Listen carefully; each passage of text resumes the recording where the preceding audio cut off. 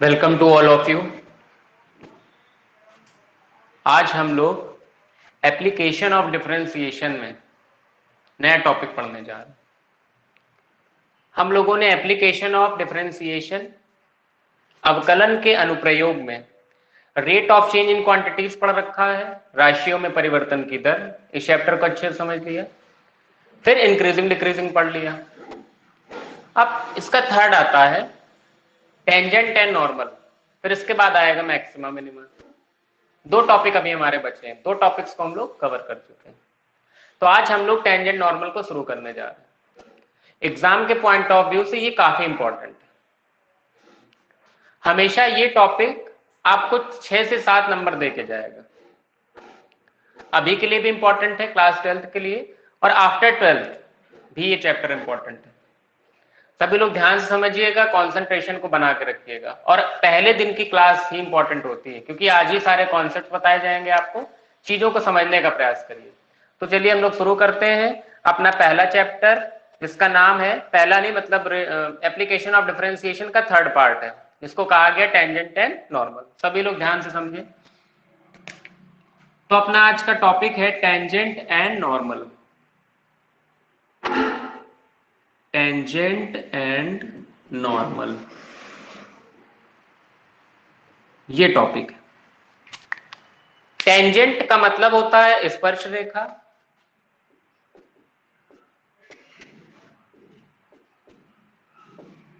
और वह नॉर्मल का मतलब होता है अभिलंब।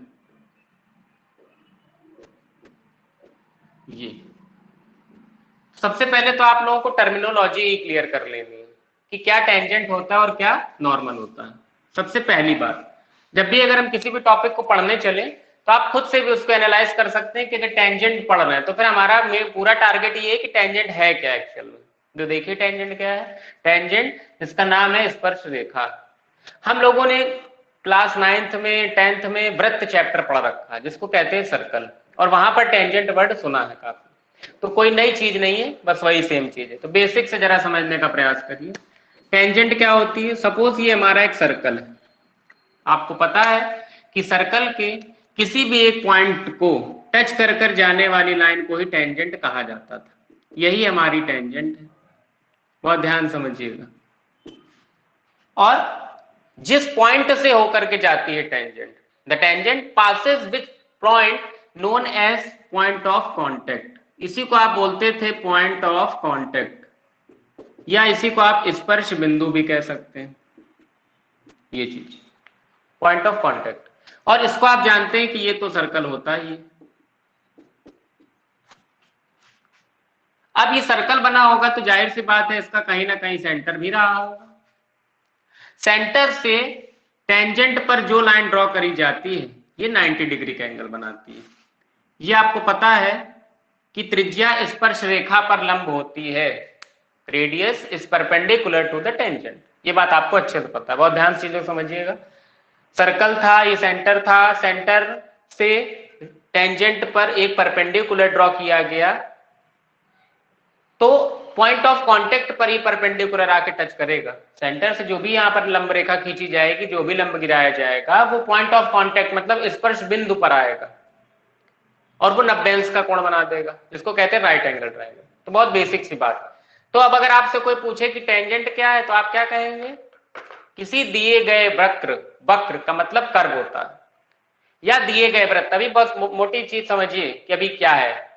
तो किसी भी दिए गए वृत्त के एक बिंदु से होकर जाने वाली रेखा या गुजरने वाली रेखा को स्पर्श रेखा कहा जाता है। The line passes through the circumference of the circle and touches its point known as contact of point या point of contact। मेरी बात सभी को समझ आ रही होगी, कोई दिक्कत नहीं। अब इसी चीज को जरा कर्व में समझिए कि कर्व में क्या होता है। कर्व का मतलब है वक्र। देखिए ये है हमारा एक क्वाड्रेंट, जिसको कहते हैं चतुर्थांश। ध्यान से समझिए वक्र क्या होता है। सबसे पहले आप लोगों ने हर जगह सुना है कर्व। कर्व क्या है। कर्व जिसको हिंदी में कहते हैं वक्र। ये क्योंकि चैप्टर का नाम है वक्र की स्पर्श रेखा, आपसे यही बोलेगा क्वेश्चन, वक्र की स्पर्श रेखा, वक्र का विलंब, मतलब tangent of the curve, normal of the curve, यही क्वेश्चन हमेशा बोलेगा। तो आप समझ लीजिए अच्छे से कि कर्व होता क्या है या वक्र क्या होता है। कोई भी घूमी हुई आकृति या कोई स्ट्रेट लाइन जब घूम जाती है तो वो कर्व बन जाती है, समझिएगा। देखिए ये एक पॉइंट ये, इन दोनों को ज्वाइन करने का तरीका है, एक तो आप सीधी लाइन ऐसे जो ज्वाइन कर दीजिए या फिर आप ऐसे ज्वाइन कर दीजिए। देखिए तो जब सीधी रेखा में कोई झुकाव आ जाता है, ध्यान समझिएगा, जब एक सीधी रेखा कोई झुकाव ले लेती, देखिए स्लोप यहां पर ऐसे, स्लोप ढलान जिसको कहते हैं, तो जब कोई सीधी रेखा ढलान का रूप ले लेती तो वक्र बन जाती है, मतलब कर्व बन जाती है। जब कोई स्ट्रेट लाइन मुड़ जाती है, किसी एंगल या किसी स्लोप पर झुक जाती है, तो वो कर्व का रूप ले लेती है। और कर्व आपको दिख गया, ये पहला पॉइंट है ए, ये दूसरा पॉइंट है बी। अब स्पर्श रेखा क्या होगी, टेंजेंट क्या होगी? टेंजेंट तो वही चीज है, हम हिंदी और इंग्लिश दोनों में बोलते हैं तो समझ लीजिएगा। टेंजेंट क्या है? परिभाषा नहीं बदलेगी टेंजेंट की, मतलब टेंजेंट की जो आइडेंटिफिकेशन है वो थोड़ी ना बदलने वाली। टेंजेंट तो एक ऐसी लाइन होती है जो सीधे होकर के चली जाए, छूते हुए निकल जाए। तो आप टेंजेंट ड्रॉ करेंगे, तो आप सपोज आपने ये वाला पॉइंट ले लिया, ए बी अगर कर्व है, इस पर आपको एक टेंजेंट ड्रॉ करनी, इस पॉइंट से आपने टेंजेंट ऐसे ड्रॉ कर दी, देखिए इसको ऐसे टच करते हुए निकल गई कि नहीं निकल गई, यही आपकी टेंजेंट है। मेरी बात सबको समझ आ गई? तो ये कर्व था। अब क्वेश्चन में क्या क्या हमको चाहिए होगा, ध्यान समझिए। टेंजेंट कैसे बना? सबसे पहले आपके पास कर्व होनी चाहिए, उसके बाद ये पॉइंट ऑफ कांटेक्ट होना चाहिए, जहां से टेंजेंट को होकर के जाना है, पॉइंट ऑफ कांटेक्ट, स्पर्श बिंदु होना चाहिए। तब तीसरे नंबर पे आपके पास क्या आएगी? टेंजेंट आएगी। मेरी बात सबको समझ आ गई? टेंजेंट के बारे में आप लोगों ने अच्छे से समझ लिया। अब बात आती है व्हाट इज नॉर्मल। नॉर्मल क्या है? जिसको अभिलंब कहा गया। अभिलंब कुछ नहीं है, जो स्पर्श रेखा थी उस पर जो परपेंडिकुलर ड्रॉ कर दिया गया, जो एक टेंजेंट है उस पर अगर आप एक परपेंडिकुलर ड्रॉ कर देंगे तो हमारा नॉर्मल का काम करने लगेगा। तो ये जो परपेंडिकुलर, देखिए ये स्पर्श रेखा थी जिसको कहा गया टेंजेंट, और ये परपेंडिकुलर है, तो टेंजेंट पर जो परपेंडिकुलर लाइन होती है इसी को आप क्या कह देते हैं? नॉर्मल कह देते हैं, ठीक है ना। तो ये टेंजेंट है। अब हमको अगर नॉर्मल ढूंढना होगा तो नॉर्मल कैसे ढूंढेंगे? ऐसे तो ढूंढेंगे जो इस पर 90 डिग्री का एंगल बना दे। देखिए ये हमारा किसका काम करेगा? ये हमारा नॉर्मल हो गया। तो अब आप लोगों को ये बात समझ में आ गई कि टेंजेंट क्या था। भैया स्पर्श रेखा एक ऐसी रेखा होती है, अब आपने खुद से एनालाइज किया कि भैया स्पर्श रेखा एक ऐसी रेखा होती है जो किसी वक्र के एक बिंदु से होकर के गुजर जाती है बिना उसको प्रतिच्छेदित किए हुए, without intersection, a line passes from curve. इतनी बात सबको समझ आ गई? अब आपने सेल्फ एनालाइज किया कि भैया नॉर्मल क्या होता है? Normal a line which is perpendicular to the tangent known as normal of that point. सबको बात समझ आ गई? यहां तक कोई दिक्कत नहीं, आपने सारी चीजों को एनालाइज कर लिया। अब अगर आप ये देखिए कि ये जो टेंजेंट है, ये टेंजेंट कितने के एंगल पे है, किस एंगल पर झुकी हुई है। देखिए ये टेंजेंट है, ये जो रेड कलर से लाइन जा रही है, ये टेंजेंट किस एंगल पर झुकी है? देखिए यहाँ पर ये एंगल आप सपोज बता दें, इस एंगल को मैंने लेट कर लिया सपोज थीटा, ये थीटा एंगल है, ये टेंजेंट थीटा के एंगल पर झुकी हुई है। तो किसी भी लाइन की स्लोप या झुकाव उसको हम थीटा से रिप्रेजेंट करते हैं, from the positive direction of x axis. मतलब हमेशा याद रखिएगा किसी भी स्पर्श रेखा का झुकाव धन एक्स एक्सिस से लिया जाता है। मतलब स्पर्श रेखा, ये जो आपकी स्पर्श रेखा है टेंजेंट, इसका अगर हमको इंक्लाइनेशन लेना है, झुकाव लेना है, तो आप हमेशा पॉजिटिव एक्स एक्सिस से लेंगे। देखिए ये एक्स एक्सिस है ना, तो ये वाला एंगल आपको लेना है। आपके मन में ये विचार नहीं आया भैया ये वाला एंगल क्यों नहीं लिया, ये भी तो कोई एंगल है, लेकिन ये एंगल नहीं लेना क्योंकि ये ऋण एक्स एक्सिस से आ रहा है। ये देखिए ये माइनस एक्स एक्सिस से उठ रहा है, आपको हमेशा प्लस एक्स एक्सिस से एंगल लेना होता है, हमेशा प्लस एक्स अक्ष से आपको एंगल लेना है। एक्स का मतलब होता है एक्सिस, प्लस एक्स एक्सिस से आपको इसका कोण लेना है, कोण का मतलब एंगल, और जिसको आपने थीटा से रिप्रेजेंट कर दिया। इतनी चीज में किसी को कोई दिक्कत नहीं है। किसी बच्चे को कोई भी डाउट हो तो हमसे पूछ लीजिए। अब दिक्कत नहीं होगी, अब आगे बढ़ते जाइए। सबसे पहले नंबर 1 हम लोग बात कर रहे हैं स्पर्श रेखा की। स्पर्श रेखा को निकालने का तरीका क्या होगा, या इसी को आप कह देते हैं टेंजेंट। बहुत ध्यान से चीजों को समझते चलिए, यहीं से चीजें शुरू हो गई। टेंजेंट कैसे निकालते हैं? जब भी हम टेंजेंट पर पहुंचेंगे तो आपको किन तीन चीजों की जरूरत है। सबसे पहली चीज तो कर्व होना चाहिए जिससे टेंजेंट होकर के जाएगी। ये कर्व आपके पास जो बना है, सबसे पहले आपने कहा हमारे पास एक कर्व होना चाहिए, कर्व होना चाहिए जिसको हम वक्र कह देंगे। ठीक है भैया, फिर क्या चीज ढूंढेंगे आप? नंबर 2 पर आप ढूंढेंगे कि कर्व है तो पॉइंट ऑफ कांटेक्ट ढूंढेंगे, मतलब स्पर्श बिंदु ढूंढेंगे। स्पर्श बिंदु हिंदी इंग्लिश मिला करके हम लिख देना ताकि आप लोगों को दिक्कत ना हो। पॉइंट ऑफ कांटेक्ट, ठीक है। थर्ड नंबर पर हम लोग क्या ढूंढेंगे? हम लोग ढूंढेंगे इंक्लाइनेशन, जिसको कहते हैं झुकाव, वो होगा थीटा। बात समझ में आ रही? ध्यान चलिए यहां तक पहले देख लीजिए, किसी को कोई दिक्कत हो तो पूछ लीजिए। इस चीज में किसी को कोई भी प्रॉब्लम है तो जल्दी से पूछिए, नहीं तो फिर आगे बढ़ते हैं। कोई भी ऐसा डाउट हो जो आप लोगों को ना समझ में आए, जल्दी पूछिए, फिर हम लोग आगे देखते हैं।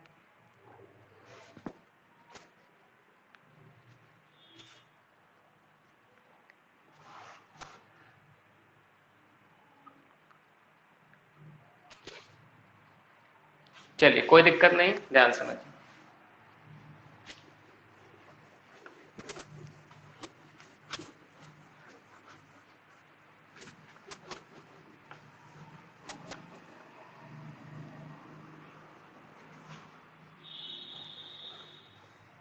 आप लोगों ने अभी देखा कि हमको स्पर्श रेखा यानी कि टेंजेंट को पता करने के लिए किन चीजों की जरूरत है? कर्व की जरूरत है, पॉइंट ऑफ कांटेक्ट की जरूरत है और इंक्लाइनेशन की जरूरत है, जिसको आपने झुकाव कहा। अब हम लोग यहां पर देख रहे हैं methods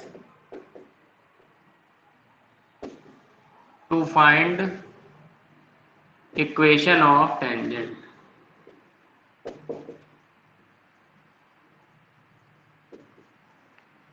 method to find equation of tangent मतलब स्पर्श रेखा निकालने का तरीका। स्पर्श रेखा का समीकरण ज्ञात करना, इस चीज को हम लोग समझने जा रहे हैं। कैसे ज्ञात करेंगे, पूरे वर्किंग आपके सामने आने वाली, तो सभी लोग ध्यान से देखेंगे। स्पर्श रेखा को ज्ञात करने के तरीके को हमको पता करना है।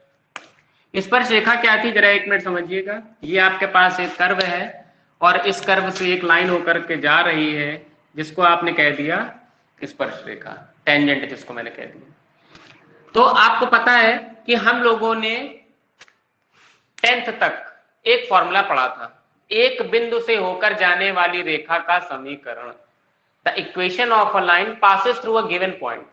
एक जब जहां पर रेखा दी जाती थी तो आपको पता है वहां पर फॉर्मूला चलता था y minus y1 equals to mx minus x1, यही तो चलता था। y minus y1 equals to mx minus x1।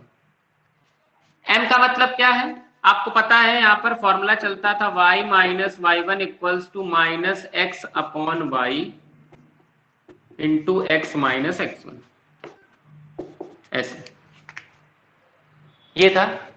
Mainly हम लोग ये वाला फॉर्मूला यूज करते थे जो ऊपर वाला है, y minus y1 equals to mx minus x1। m का मतलब क्या है भैया, ये जो x1 y1 है ये तो आपने बता दिया कि ये तो पॉइंट ऑफ कांटेक्ट होंगे x1 y1, यही तो। यहाँ पर एक बिंदु जिससे होकर लाइन जा रही, मतलब एक पॉइंट जिससे लाइन पास होकर के जा रही, वो है x1 y1 जो आपके स्पर्श बिंदु। देखिए सबसे पहले हमको किसकी जरूरत थी, कर्व की। कर्व आपको दिख गया, सपोज कर्व है y बराबर fx। नंबर 2 पर हमको किसकी जरूरत है, स्पर्श बिंदु मतलब पॉइंट ऑफ कांटेक्ट। तो आपने पॉइंट ऑफ कांटेक्ट लिख लिए x1 y1, ठीक है। नंबर 3 पर हमको इंक्लाइनेशन चाहिए। मतलब झुकाव, और इंक्लाइनेशन को आप प्रवणता भी कह देते हैं, प्रवणता या ढाल ये भी कह देते हैं। इंक्लाइनेशन है थीटा, या इसी को m से रिप्रेजेंट कर देते हैं। बहुत ध्यान समझिएगा तीनों पॉइंट, पहला ये चाहिए, दूसरा ये चाहिए, तीसरा ये चाहिए, m या उसी को थीटा आपने कह दिया, एंगल। अब प्रवणता का मतलब क्या होता है? प्रवणता या इंक्लाइनेशन, आपने ये चीज समझ ली, बहुत आसान थी, ये चीज समझ ली, ये भी बहुत आसान है। इसको जरा समझिए, प्रवणता है क्या? प्रवणता का मतलब है इंक्लाइनेशन, मतलब झुकाव, और झुकाव कहां से? एक्स एक्सिस से, मतलब ये जो रेखा है ऐसे, ये जो स्पर्श रेखा है ये एक्स एक्सिस से कितने कोण पर झुकी हुई है, इसका इंक्लाइनेशन क्या है, ये चीज है झुकाव, इसी को कहते हैं प्रवणता। प्रवणता निकालने के लिए आप लोगों ने फॉर्मूला पढ़ा होगा, m इक्वल टू होता है tan थीटा, याद होगा। और इसीलिए हम अभी थीटा की बात कर रहे थे कि थीटा क्यों ढूंढते हैं, तो m equal to tan theta. मेरी बात सबको समझ आ रही? जहां कहीं पर अगर एंगल दिया है थीटा, सपोज यहां पर आपसे कह दिया कि स्पर्श रेखा 45 डिग्री पर इंक्लाइंड है, तो आपने तुरंत tan थीटा की जगह रखा 45, tan 45 हो गया, m की वैल्यू आपको पता चल गई, स्पर्श बिंदु पे क्वेश्चन में दिए थे, कहानी हो गई खत्म। लेकिन जहां पर ये दे दिया होगा, तो देखिए नंबर 4 पर अगर हमें m equal to tan theta दिया है तो अच्छी बात है, और इस चीज को यहां पर हाईलाइट कर दीजिए कि ये तरीका जब आपको थीटा गिवन है, थीटा गिवन है तो आपने m equal to tan theta रख दिया। नंबर 5 समझिए पॉइंट। नंबर 5 पॉइंट आपका ये कहता है कि अगर मतलब इफ, अगर आपको tan थीटा ना दे, मतलब थीटा की वैल्यू ना दे, तो फिर क्या करेंगे? तो फिर m कैसे निकालेंगे? क्योंकि m की तो जरूरत होने ही वाली है, क्योंकि आप देख ही रहे हैं कि फॉर्मूला यही लगने वाला है, y minus Y one equals to M X minus X one. इसमें m की जरूरत तो पड़ेगी ही पड़ेगी। तो m के लिए अब क्या करें? अगर हमको सपोज थीटा नहीं दे रहा, क्वेश्चन ने गायब कर दिया, क्वेश्चन ये चीज नहीं बता रहा आपको कि कितनी डिग्री के इंक्लाइनेशन पर है लाइन, तो कोई बात नहीं, नहीं बता रहा तो कोई बात नहीं। अब एक वर्किंग होगी, जब आपके पास थीटा ना दिया हो तो याद रखिए आपको एक काम करना पड़ेगा। क्या काम करना पड़ेगा? समझिए, m को निकालना है। m निकालने के लिए काम कर रहे हैं कब? जब हमारे पास थीटा ना दिया हो। तो हमारे पास है क्या क्या? हमारे पास कर्व है जिसको वक्र बोला गया, और ये y equals to F X से रिप्रेजेंट किया जाता है, ये तो है ना अपने पास, ये चीज मौजूद है। और साथ ही साथ एक point of contact x1, y1 भी मौजूद है। हम लोग करेंगे क्या? नंबर 1 पॉइंट, जो कर्व दिया होगा उसका डिफरेंशिएशन करेंगे, D D x of Y. क्या कर देंगे? D D x of Y, और डिफरेंशिएशन कर देंगे तो ये क्या हो जाएगी? स्लोप हो जाएगी। डिफरेंशिएशन को हम लोग स्लोप कह देते हैं, डिफरेंशिएशन पर जो भी आता है, ध्यान समझिएगा, डिफरेंशिएशन पर जो भी आएगा, सपोज डिफरेंशिएशन किया तो ये आ गया एफ डैश एक्स, ठीक है। इसके बाद D D x of Y, मतलब स्लोप निकालेंगे किस पॉइंट पर बताइए? अच्छा, ये जो स्पर्श रेखा है ये किस पॉइंट पर है, मतलब जो टेंजेंट है हमारी किस पॉइंट से होकर के जा रही है? x1, y1 से होकर जा रही है। तो इसकी इंक्लाइनेशन को कौन तय करेगा? कौन इसकी इंक्लाइनेशन को डिसाइड करेगा? x1, y1 डिसाइड करेगा। तो आप बताएंगे d D x of y कहां पर? Eight x1, y1। फिर आप बगल में ऐसे लिखेंगे एट x1, y1, मतलब वक्र की प्रवणता या इंक्लाइनेशन ऑफ टेंजेंट कहां पर? At d D x of y at x1, y1। और इन पॉइंट्स को हमको क्या करना होगा? एफ डैश एक्स जो आया होगा उसमें हमको पुट करना होगा।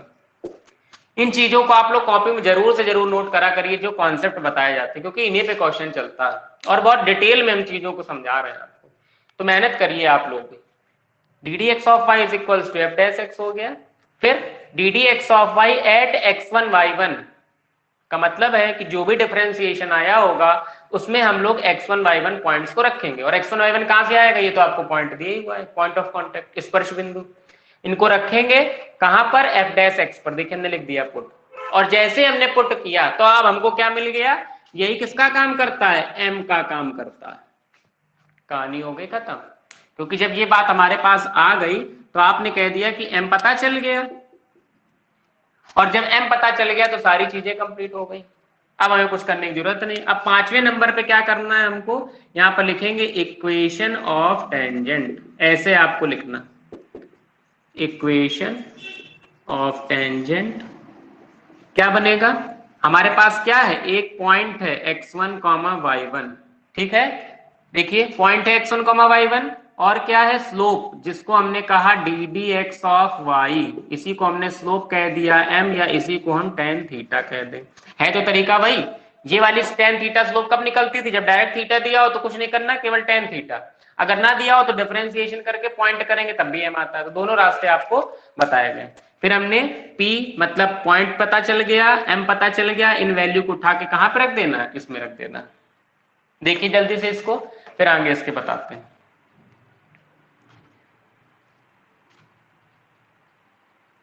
देखिए यहां पर देख लीजिए जरा, इक्वेशन ऑफ टेंजेंट 5 पॉइंट हो गया, 6 पॉइंट देखिए, 6 पॉइंट में इक्वेशन ऑफ टेंजेंट मतलब स्पर्श रेखा का समीकरण। आपको पता है दिए गए एक बिंदु से होकर जाने वाली रेखा का समीकरण क्या था formula, y minus y fix होता है, फिर point y1, y minus y1 बराबर m बोलो इसको, या आप d D x of y बोलो, कोई फर्क नहीं पड़ने वाला। D D x of y कहां पर, x1 y1 पर, तो y minus y1 is equals to, इसी को अगर कुछ लोग m बोल दे तो कोई दिक्कत नहीं, y minus y1 is equals to d D x of y at x1 y1 bracket x minus x1।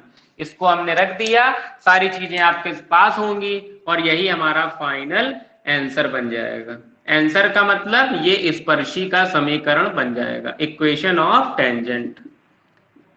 देख लीजिए किसी को भी टेंजेंट में दिक्कत हो तो पूछ लीजिए, यही वर्किंग चलेगी हमेशा क्वेश्चन निकालते समय। जब भी हम क्वेश्चन सॉल्व करेंगे इतना काम आपको करना ही करना पड़ेगा।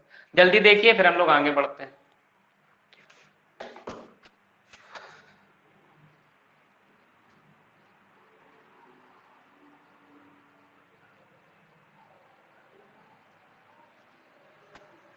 और कल की क्लास कोई बच्चा मिस ना करे, कल 4 बजे 10 नंबर का काम होने वाला है आपका। कल के सेशन में हम 4 नंबर का एडिशनल टॉपिक है इनवर्स निकालना, inverse with the help of determinants और साइमल्टेनियस इक्वेशन, दोनों बताएंगे आपको। मतलब मैट्रिक्स का एक टॉपिक होता है, वहां पर एक मैट्रिक्स और डिटरमिनेंट्स दी जाती है, उसमें इनवर्स फाइंड आउट करना होता है हमको, तो उसको हम कल बताएंगे। लगभग 1 घंटे का सेशन होगा और उसमें 5 नंबर 10 नंबर का काम होने वाला है आपका, तो सभी लोग उसको अटेंड जरूर करेंगे कल 4 बजे। इसको देखिए जल्दी, कोई दिक्कत हो पूछिए। चलिए किसी को कोई प्रॉब्लम नहीं। अब आगे देखिए जरा, रफ कर देते हैं।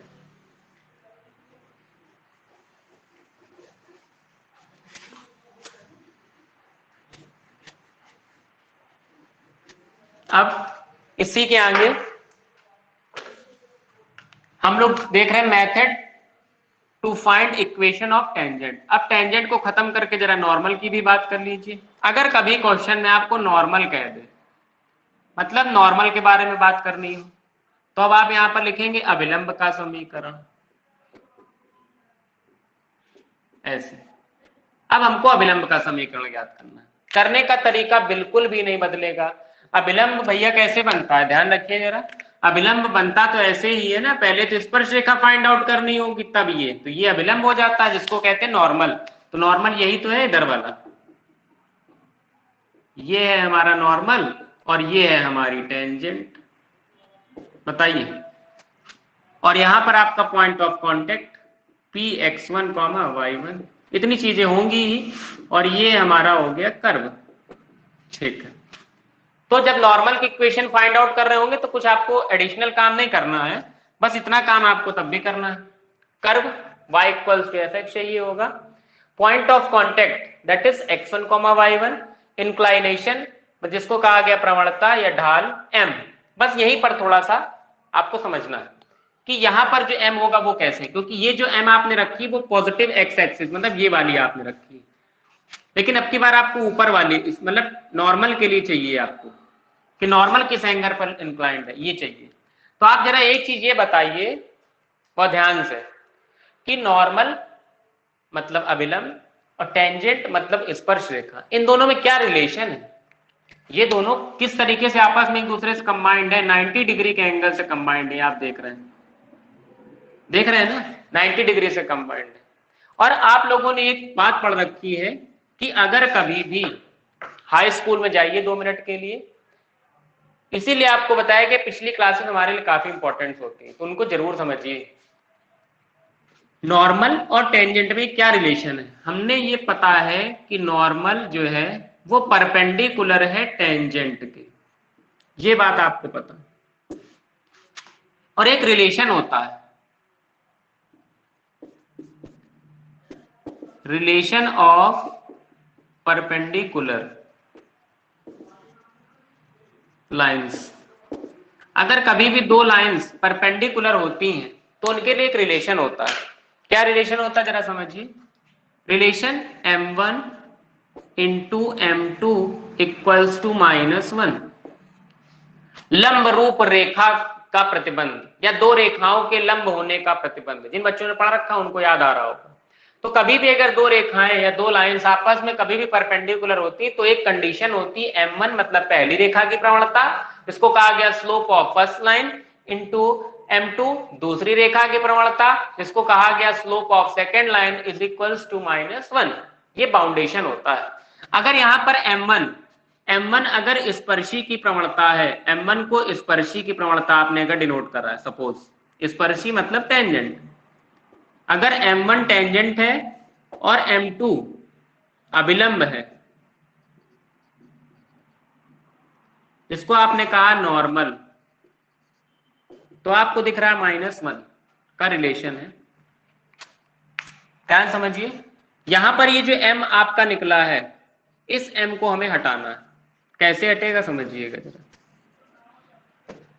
हमें टेंजेंट की तो पता ही हो गई भाई, टेंजेंट की तो हम निकाल ही लेंगे स्लोप, क्योंकि हमें नॉर्मल पे काम करना है, तो पहले टेंजेंट की स्लोप निकाल लेंगे। क्यों? क्योंकि टेंजेंट से आप नॉर्मल की स्लोप पे जा पाएंगे, क्योंकि रिलेशन इन दोनों में है।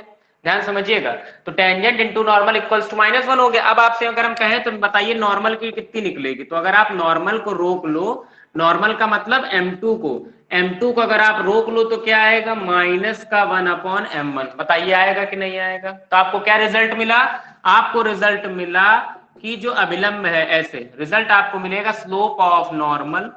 ध्यान समझिएगा, आपको एक रिजल्ट मिला कि slope of normal is equals to -1 upon slope of tangent. बताइए रिलेशन मिला कि नहीं मिला, यही तो मिला भाई। इस बात का क्या कंक्लूजन, यही कंक्लूजन तो निकल रहा है कि slope of normal is equals to -1 upon slope of tangent.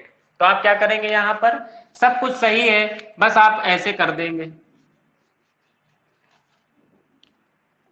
ऐसे m2 is equals to -1 upon m1। मतलब जो आपने स्पर्शी की निकाली होगी प्रवणता, उसको बस 1 अपॉन m1 कर दीजिए, तो आपकी अभिलंब की अपने आप आ जाती है। मेरी बात सबको समझ में आ रही होगी। m2 is equals to -1 upon m1, ये वाला रिजल्ट हमने यहाँ पर यूज कर लिया। फिर इसके बाद वही इक्वेशन सॉल्व करनी है, तो y minus y1 is equals to, अब क्या आएगा, m2 रखेंगे x माइनस x1, यही तो रखेंगे, लेकिन y माइनस y1, m2 की जगह आएगा क्या, माइनस का 1 upon m1 bracket x minus x1। बहुत सिंपल सी बात है, आप लोगों को ये स्टेप शायद क्लियर हो रहे होंगे ऐसे। तो ये आपकी जो आई है इक्वेशन, ये किसकी है, अभिलंब की इक्वेशन आई है, इक्वेशन ऑफ नॉर्मल। आपको इक्वेशन ऑफ नॉर्मल ऐसे पता करनी है। फिर समझ लीजिए, आपको एक कर्व दिया होगा जिसको वक्र कहेंगे, वो चाहिए होगा, एक पॉइंट ऑफ कॉन्टेक्ट वो चाहिए होगा, इंक्लाइनेशन m चाहिए होगा। अगर m डायरेक्टली दिया है तो ठीक है, नहीं दिया, जैसे m डायरेक्टली दिया है तो अच्छी बात है, -1 अपॉन करके यहाँ पर लगा देंगे। नहीं दिया तो फिर पूरा काम वही वाला, डिफरेंशिएशन करिए, पॉइंट रखिए, टेंजेंट की निकाल लीजिए और उसको माइनस करके पलटा दीजिए, मतलब -1 अपॉन m1 कर दीजिए, खत्म हो गई कहानी। ऐसे आपको चीजों को कर लेना। किसी को कोई भी दिक्कत हो तो जल्दी से पूछ लीजिए, सारे कॉन्सेप्ट्स बगल में चल रहे हैं कि किस तरीके से यहाँ पर काम होगा। ये फाइनल आ गया हमारे पास नॉर्मल के लिए,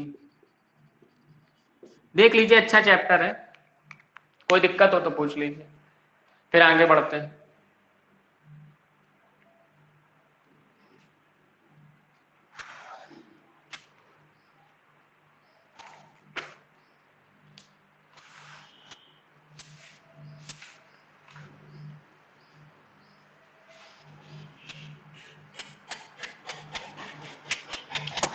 चलिए, सभी को बात समझ आ गई? सारी चीजें नोट करते हुए चलिएगा। ये सब बेसिक कॉन्सेप्ट्स हैं और इन्हीं से आपको काम करना है। अच्छा चैप्टर है, याद रखिए, लॉन्ग क्वेश्चन इस चैप्टर से बन सकता है।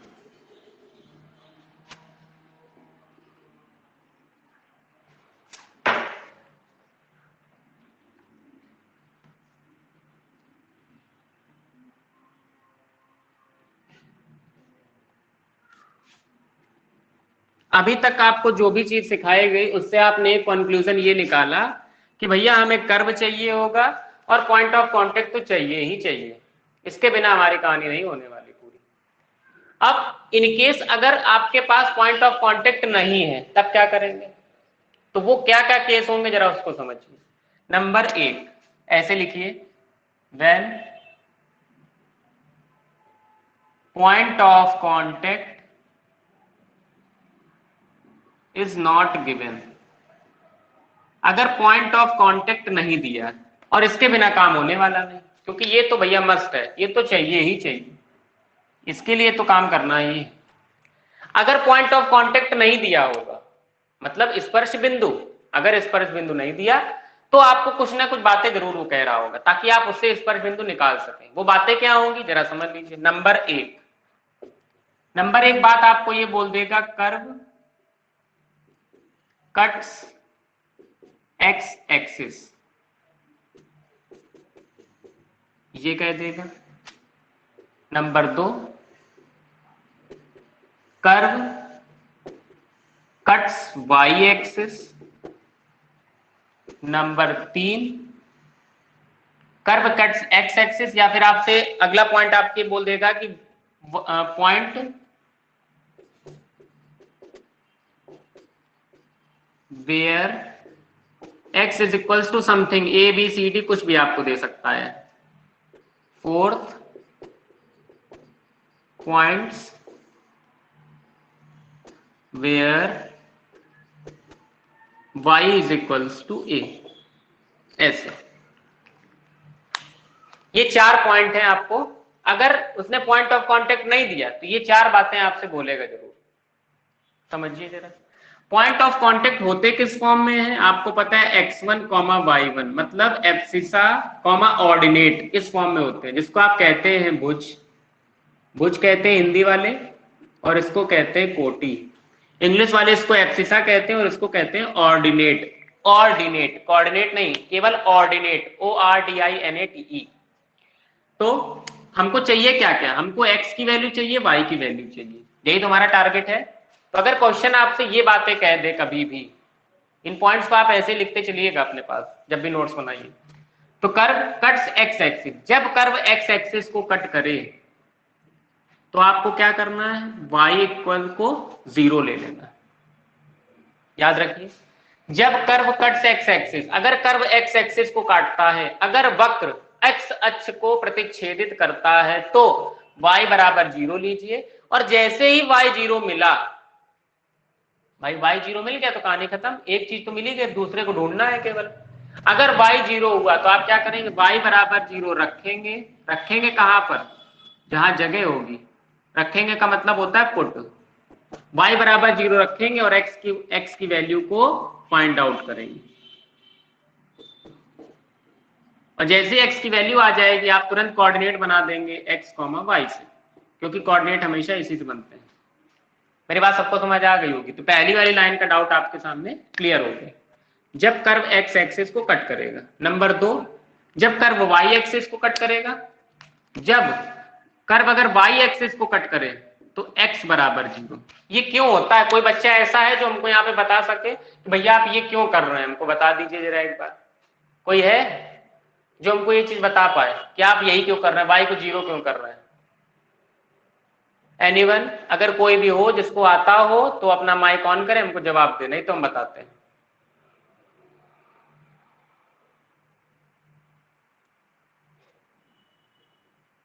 चलिए कोई नहीं, समझिए क्या बोला गया, कर्व कट्स एक्स एक्सिस, ऐसे सपोज ये है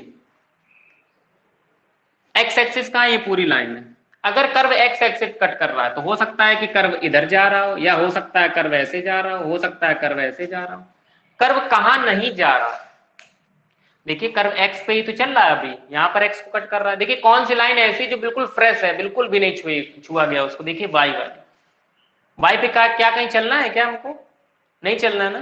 तो अगर कर्व एक्स एक्सिस को कट करेगा तो जाहिर सी बात है यहाँ पे पॉइंट होगा, या तो यहाँ पॉइंट होगा, या तो यहाँ पॉइंट होगा, और ये पॉइंट जो भी होगा वो माइनस एक्स कॉमा जीरो होगा, क्योंकि माइनस एक्स एक्सिस में चल रहा है।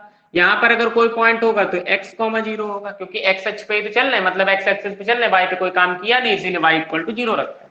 अब बात समझ में आ गई होगी सभी को समझ। तो हर चीज की वजह जरूर याद रखिए कि क्यों ऐसा कर रहे हैं, रटिए नहीं चीजों को। कर्व कट्स वाई एक्सिस, तो आपने कहा x is equal to zero, फिर आप एक्स इक्वल टू जीरो रखेंगे। रखते कहाँ है? अधिकतर याद रखिए कर्व पर ही रखते हैं, एक्स इक्वल टू ऊपर वाले में भी कर्व पे। एक्स इक्वल टू जीरो रखेंगे और वाई की वैल्यू पता कर लेंगे, और जब वाई की वैल्यू पता हो जाएगी तो यहां पर हम कोऑर्डिनेट बना लेंगे। दो बातें क्लियर हो गई।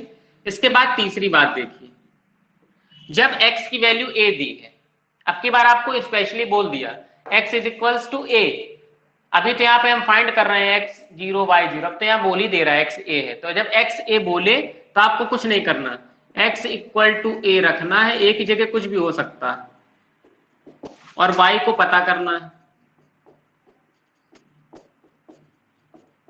और जैसे ही y पता हो गया आप कोऑर्डिनेट बना लेंगे x1, y1, यही हमारे पॉइंट ऑफ कांटेक्ट बन जाते हैं। अधिकतर इसको P से रिप्रेजेंट करते हैं, पॉइंट ऑफ कांटेक्ट। अब ये वाली बात आती है, point where y is equals to a, same कहानी यहां पर y इक्वल टू a रखना है और x को पता करना है।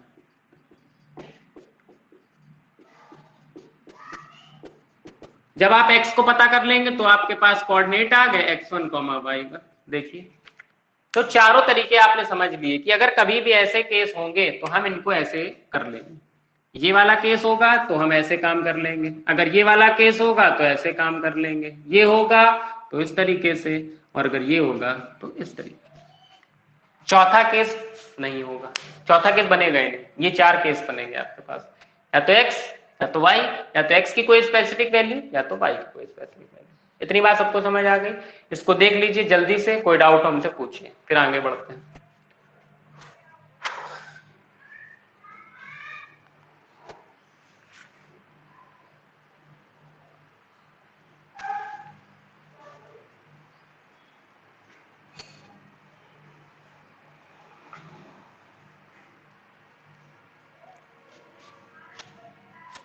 चलिए सभी को समझ आ गया?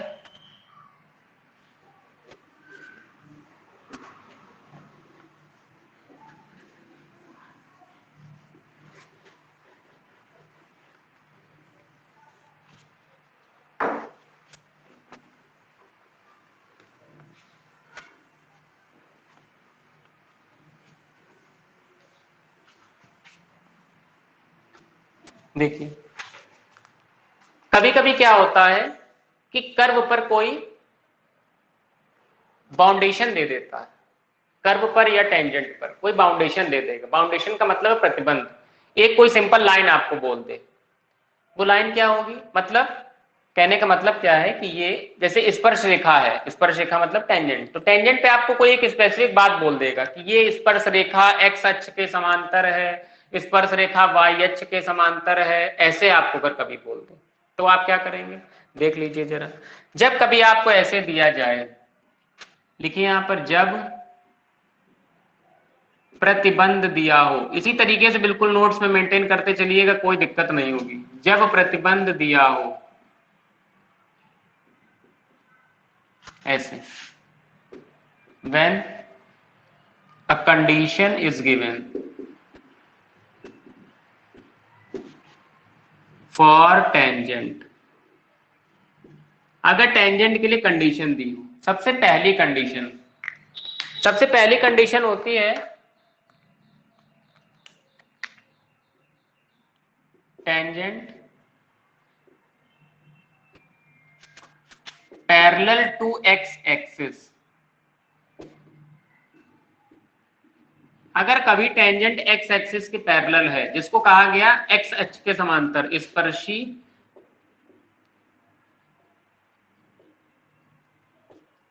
एक्स अक्ष के समांतर है, या तो ये बोलेगा।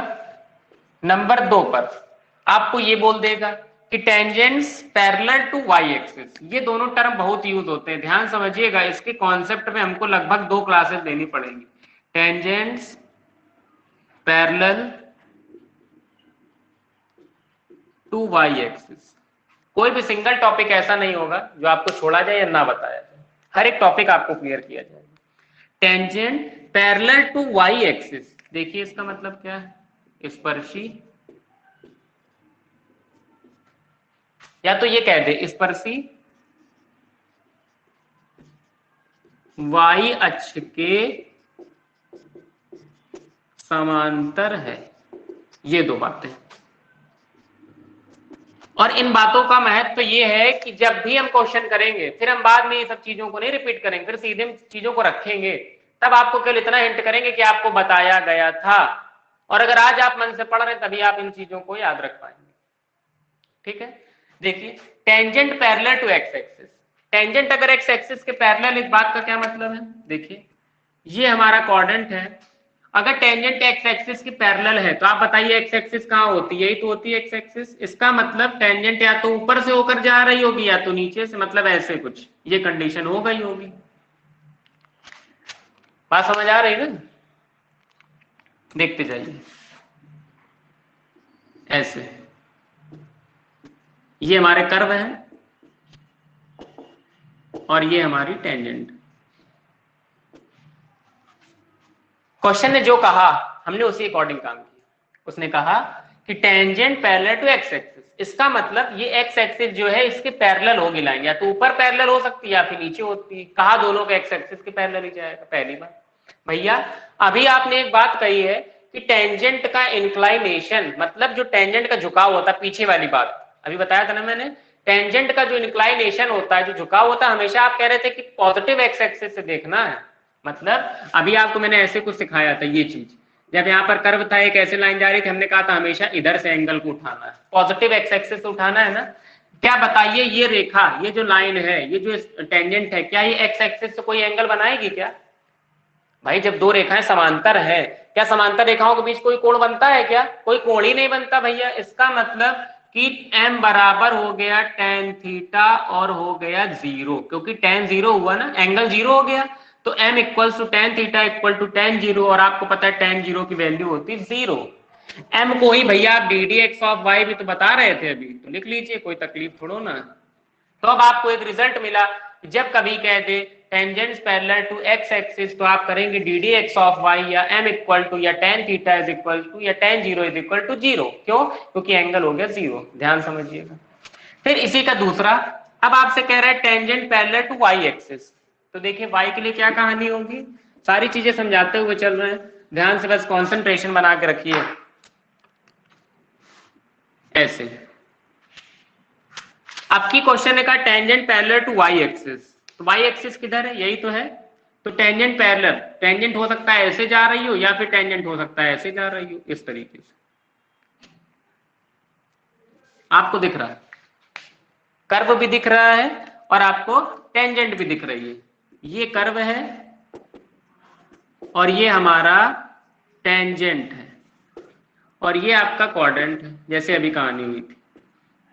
अब भैया जरा बताइए, नियम नहीं बदलने चाहिए, बताइए अच्छा इस टेंजेंट के लिए एंगल कहां से देखना है, वही पॉजिटिव एक्स एक्सिस, एक्स अक्ष की धन दिशा से, तो इधर से देखिए पॉजिटिव एक्स एक्सिस कितना एंगल बना रहा है, ये तो 90 का एंगल बना रहा है भैया, क्योंकि पैरेलल तभी तो होगा। देखिए ये पैरेलल, इसका मतलब कि एक्स एक्सिस और इस लाइन के बीच 90 अंश का कोण बन रहा है, 90 डिग्री का एंगल फॉर्म हो रहा है। अब इस बात का क्या मतलब है, इस बात का तो मतलब ये हो गया भैया कि m is equals to tan 90 हो जाए, क्योंकि थीटा क्या रखते थे, थीटा यही तो होगा 90 डिग्री, एक्स एक्सिस के साथ जो एंगल बनता है, और यहाँ पर एंगल आपका 90 डिग्री बन रहा है। तो आपने कह दिया m is equals to tan 90, और आपको पता है tan 90 होता है इनफाइनाइट। कभी भी टेंजेंट नॉर्मल के क्वेश्चन करते समय ध्यान समझिएगा, मेरे शब्दों को जरूर समझिए, m is equals to tan 90 लिखा है, कभी भी टेंजेंट नॉर्मल के क्वेश्चन करते समय इनफाइनाइट कोण मत लिखिएगा। अगर इनफाइनाइट आ गया है तो तो आप इसको इनफाइनाइट को एक तरीके से और लिख सकते हैं 1/0, यही तो लिख सकते हैं 1/0, हमेशा यही लिखेंगे क्वेश्चन करते समय। क्यों? अभी आपको वो चीज समझ में आएगी जब क्वेश्चन आएगा। और m को हम लोग क्या कहेंगे? m को भैया ddx ऑफ y तो कहेंगे, तो ddx of y is equals to m is equals to 1/0 या इन्फिनिटी। देखिए दोनों बातें क्लियर हो गई, दोनों पॉइंट देख लीजिए, किसी को कोई भी दिक्कत है तो पूछ लीजिए। सारी चीजें आपके सामने है, बेसिक्स इसके बहुत हैं और अच्छा चैप्टर है। लॉन्ग क्वेश्चन में आएगा इसलिए मेहनत जरूर करिएगा। देख लीजिए जल्दी।